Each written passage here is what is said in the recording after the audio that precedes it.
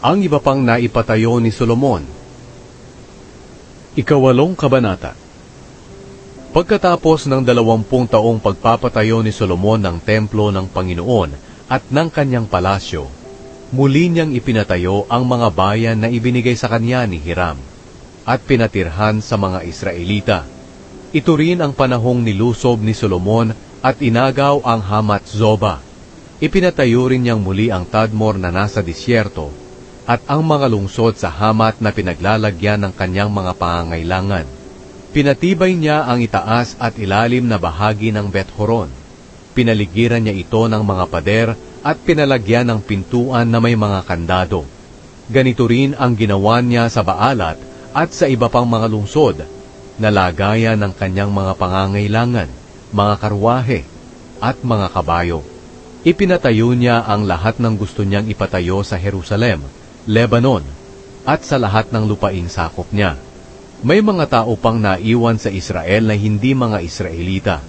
Sila ang mga lahi ng mga Hiteo, Amoreo, Perezeo, Hiveo, at mga Jebuseo na hindi nalipol ng mga Israelita nang agawin nila ang lupain ng Kanaan. Ginawa silang alipin ni Solomon at pinilit na gumawa at nanatili silang alipin hanggang ngayon. Pero hindi ginawang alipin ni Solomon ang sinumang Israelita. Sa halip ginawa niya itong kanyang mga sundalo, mga kapitan ng kanyang mga sundalo, at mga kumander ng kanyang mga mangangarwahe at mga mangangabayo. Ang 250 sa kanila'y ginawa ni Solomon na mga opisyal na namamahala ng mga gumagawa sa kanyang mga proyekto.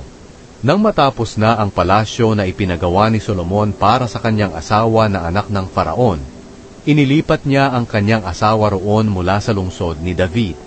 Sapagkat sinabi niya, hindi pwedeng tumira ang asawa ko sa palasyo ni Haring David, dahil banal ang lugar na iyon, dahil naroon dati ang kahon ng Panginoon. Pagkatapos naghandog si Solomon ng mga handog na sinusunog para sa Panginoon, sa altar na kanyang ipinatayo sa harapan ng balkonahe ng templo. Tinupad niya ang utos ni Moises na maghandog ayon sa nararapat na ihandog araw-araw at sa panahon ng araw ng pamamahinga, pista ng pagsisimula ng buwan, at ng 3 pista na ipinagdiriwang taon-taon, ang pista ng tinapay na walang pampaalsa, pista ng pag-aani, at pista ng pagtatayo ng mga kubon. At ayon sa tuntunin ng ama niyang si David, pinagbukod-bukod niya ang mga pari at mga Levita para sa kanilang mga gawain. Ang mga Levita ang nangunguna sa mga tao sa pagpupuri sa Diyos, at sila ang tumutulong sa mga pari sa kanilang gawain sa templo araw-araw. Ibinukod din niya ang mga gwardya ng bawat pintuan sa templo, dahil ito ang utos ni David na lingkod ng Diyos. Sinunod ni Solomon ang lahat ng utos ni Haring David tungkol sa mga pari at mga Levita at sa mga bodega. Natapos ang lahat ng ipinagawa ni Solomon sa templo mula sa paglalagay ng pundasyon nito hanggang sa matapos ito. Pagkatapos, pumunta si Solomon sa Ezion-Geber at Elat, sa baybayin ng dagat na pula sa lupain ng Edom. Pinadalhan siya ni Hiram ng mga barko na pinamahalaan ng sarili niyang mga opisyal na mahuhusay na mandaragat.